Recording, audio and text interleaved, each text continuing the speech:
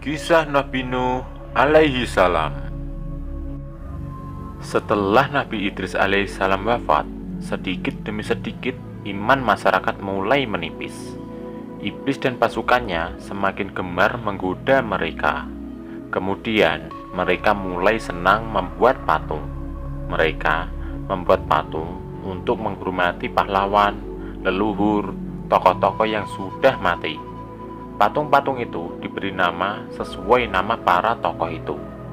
Dari sekedar penghormatan, lama-kelamaan mereka mulai menyembah patung-patung itu.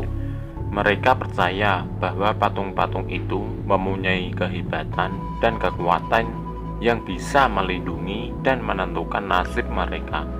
Di antara patung-patung yang disembah itu, ada 5 yang mereka agungkan, yaitu Wa'ad, Suwa, Yahud, Yao, dan Nasa. Inilah asal mula manusia menyembah patung dan berhala.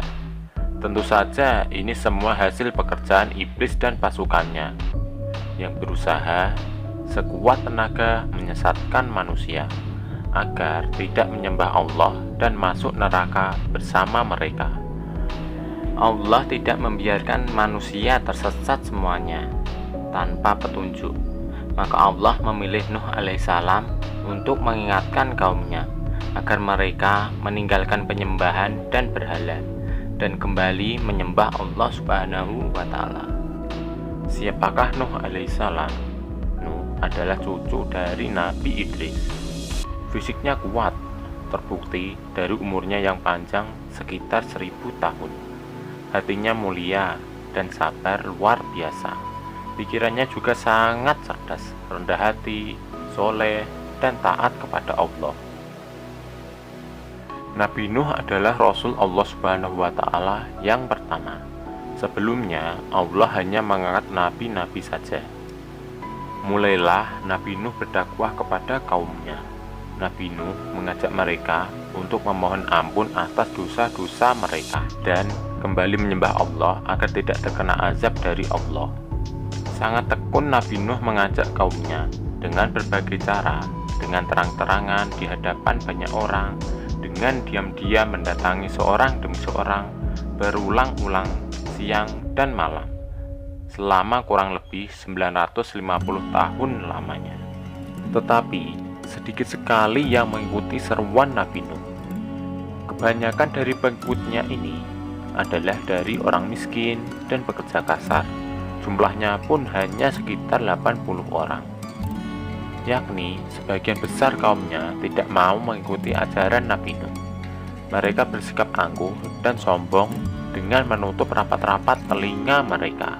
Jika Nabi Nuh mulai berbicara untuk mendakwahi mereka, bahkan mereka menantang Nabi Nuh agar mendatangkan azab yang diancamkan oleh Allah Subhanahu wa Ta'ala. Nabi Nuh mengadu kepada Allah tentang pembangkangan kaumnya yang keterlaluan. Allah berfirman bahwa pengikutnya Nabi Nuh tidak akan bertambah, hanya sekitar 80 orang itu saja. Selebihnya mereka semua tidak akan beriman, karena mereka semua sudah sangat sesat. Setelah jelas ketetapan Allah bahwa orang-orang itu tidak akan beriman, maka Nabi Nuh memohon kepada Allah, Tuhanku, musnahkanlah seluruh orang durhaka ini dari muka bumi. Mereka hanyalah membuat kerusakan dan melahirkan anak-anak yang durhaka. Kemudian Allah memerintahkan Nabi Nuh untuk membuat kapal yang besar. Pada masa itu ilmu perkapalan belum berkembang dengan baik. Allah mengajarkan ilmu itu kepada Nabi Nuh. Maka Nabi Nuh bersama pengikutnya membuat kapal besar terbuat dari kayu. Kayu itu didapati dari pohon di hutan di sekitar mereka. Ejekan kaum Nabi Nuh pun semakin menjadi-jadi, membuat pembuatan kapal itu terasa aneh bagi mereka, apalagi mereka tinggal jauh dari laut. Nabi Nuh dan pengikutnya bersabar, tetap tekun menyelesaikan kapal itu. Akhirnya kapal besar itu selesai. Inilah kapal besar pertama yang dibuat oleh manusia. Kemudian Allah memerintahkan mengumpulkan binatang-binatang sepasang-sepasang jantan dan betina, semua diangkut ke dalam kapal bersama orang-orang beriman. Semua keluarga Nabi Nuh termasuk yang diangkut ke dalam kapal, kecuali istri dan salah satu anaknya, Kan'an. Mereka tidak mau masuk ke dalam kapal. Mereka tidak beriman dan termasuk orang-orang yang durhaka. Sementara itu, langit menjadi gelap, angin bertiup kencang, petir menggelegar, hujan turun sangat lebat. Dari dalam tanah memuncar air yang sangat deras. Juga dari rumah-rumah penduduk, dapur-dapur mereka, dengan cepat air membanjiri bumi.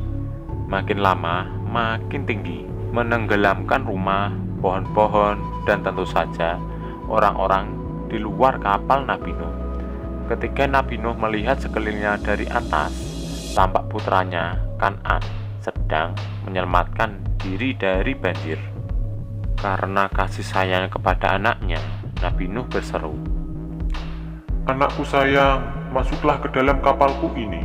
Tidak akan ada yang bisa selamat dari azab ini, kecuali yang berada di dalam kapal. Tidak ayah, aku akan memanjat bukit yang tinggi. Pasti aku akan selamat. Tiba-tiba datanglah gelombang besar, dan Kan'an tidak terlihat lagi. Dia termasuk yang dibinasakan. Nabi Nuh sangat sedih, tapi beliau menerima keputusan Allah. Di dalam kapal, Nabi Nuh bertasbih, memohon ampun, dan berdoa tiada henti-hentinya bersama orang-orang beriman. Setelah beberapa hari, Allah memerintahkan bumi untuk menelan banjir itu. Hujan berhenti, air pun surut masuk ke dalam tanah. Kapal pun berlabuh di daratan lagi. Orang-orang beriman keluar dari dalam kapal dengan tetap bertasbih, syukur yang tiada terkira. Mereka memulai hidup baru tanpa gangguan orang kafir yang sudah tenggelam, dibinasakan Allah karena kesesatan mereka. Kisah Nabi Nuh ini memberikan kita pelajaran bahwa durhaka kepada Allah dan tidak patuh kepada Rasul utusannya membuat manusia ditimpa azab di dunia maupun di akhirat. Jangan lupa subscribe ya kawan-kawan, karena subscribe itu gratis. Dan nantikan video berikutnya. Sampai bertemu lagi ya. Dadah.